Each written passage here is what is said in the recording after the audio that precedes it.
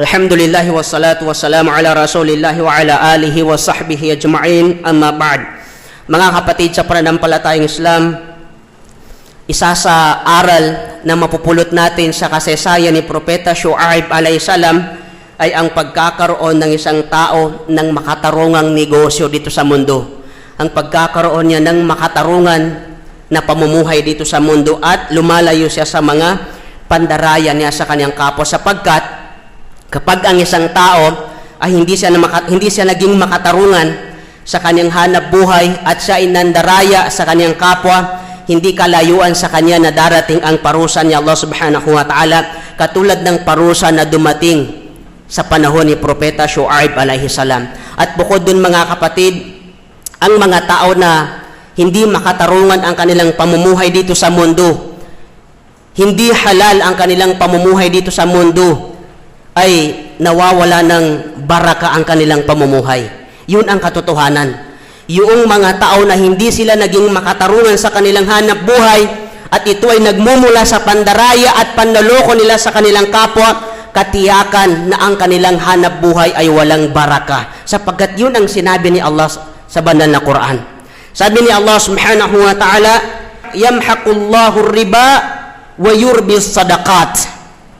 Ang sabi ni Allah subhanahu wa ta'ala, pinapawi ni Allah subhanahu wa ta'ala ang biyaya ng isang riba, ng hanap buhay na ito ay riba. Ibig sabihin, ito yung hindi malinis na hanap buhay ng isang tao.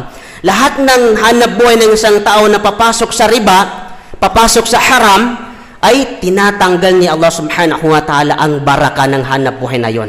Walang baraka sa kanyang pamumuhay. Kasi yung pinagkukunan niya sa kanyang hanap buhay ay galing sa haram, galing sa riba, galing sa pinagbabawal ni Allah, galing sa panluloko niya sa kanyang kapwa, na kahit malaki man yung biyaya na dumating sa kanya, wala pa rin baraka yun sa kanyang mga kamay at mabilis itong mawala sa kanya. Yun yung concept ng baraka. Kasi yung baraka, mga kapatid, hindi dinedetermine ng baraka yung laki ng biyaya na dumarating sa'yo. Hindi.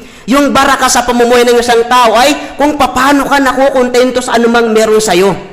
Kasi may mga tao na mas malaki yung biyaya na dumarating sa kanila, pero ito ay isang kisap mata ay nawawala na rin sa kanila.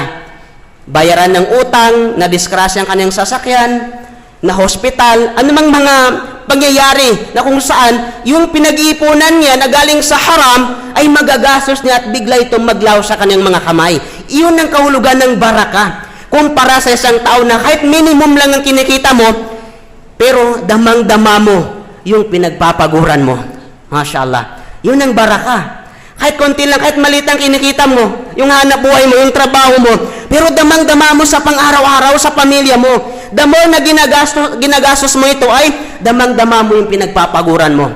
Yun ang tinatawag nagbabaraka. Nagbabaraka ang kanyang hanap buhay dahil sa ito ay malinis at kanyang pinagpapaguran. Pero ang mga tao na namumuhay sila sa haram, hindi makatarungan ang kanilang pamumuhay, kahit na malaki ang biyaya na darating sa kanila, meron din itong mas malaking pangyayari sa kanilang buhay na ito ay babawiin sa kanila ni Allah subhanahu wa ta'ala. May mga dahilan na kaagarang mawala sa kanila ang biyaya na yun, sapagkat si Allah subhanahu wa ta'ala mismo nagsabi na pinapawi ni Allah subhanahu wa ta'ala, inaalis ni Allah subhanahu wa ta'ala, tinatanggal ni Allah subhanahu wa ta'ala ang baraka ng pamumuhay ng isang tao na galing sa haram. At sabi ni Allah, pinapalago ni Allah subhanahu wa ta'ala, pinaparami naman ni Allah subhanahu wa ta'ala ang mga tao na gumagawa sila ng sadaqah, vice versa. Masya Allah. Ang ganda, no? Yung tao na namumuhay sa haram, walang baraka. Pero yung tao na nagbibigay ng kawang-gawa, yun naman ay pinaparami ni Allah ang kanyang hanap buhay, ang kanyang biyaya, at nagkakaroon siya ng baraka. Bakit? Kasi si Propeta Muhammad sallallahu alaihi wasallam mismo ang nagsaksi sa atin na yung pagbibigay ng sadaka ay hindi nakakabawas sa kayamanan. Ma nakasat sadaqatun min malin. Sabi ni Propeta Muhammad, hindi nakakabawas sa kayamanan yung pagbibigay ng sadaka sa isang tao, kundi ito ay dinaragdagan ni Allah subhanahu wa ta'ala. Kaya yung mga tao na nagbibigay ng kawang-gawa, hindi sila natatakot na maubusan sila ng biyaya ni Allah, sapagkat alam nila sa kanilang sarili na ang mga biyaya na ito ay mula kay Allah subhanahu wa ta'ala. Isa ito sa kahulugan ng pagiging mayaman ng tao. Alam mo kung sino yung mayaman na tao? Yung tao na hindi siya natatakot na mawalan sapagkat ipinagkakatiwala nito kay Allah subhanahu wa ta'ala. Lahat ng bagay na ito ay mula kay Allah subhanahu wa ta'ala. Yun ang pinakamayaman na tao. Hindi yung dami ng salapi, dami ng ari-arian, kundi yung tao na hindi siya natatakot mawalan ng anumang material na bagay dito sa mundo sapagkat nagtitiwala siya kay Allah subhanahu wa ta'ala. Ganun pinapalago ni Allah subhanahu wa ta'ala ang kayamanan, ang biyaya ng isang tao na nagbibigay ng sadaka.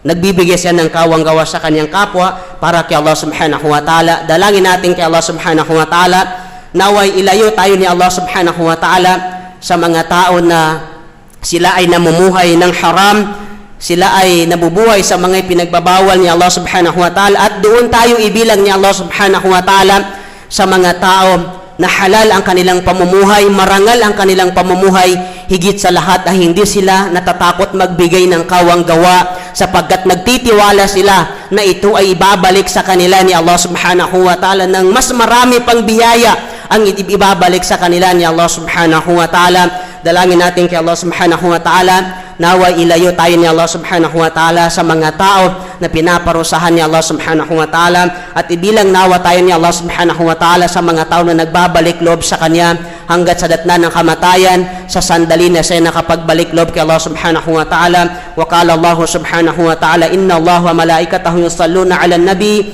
ya ayyuhalladhina amanu sallu alaihi wa sallimu taslima.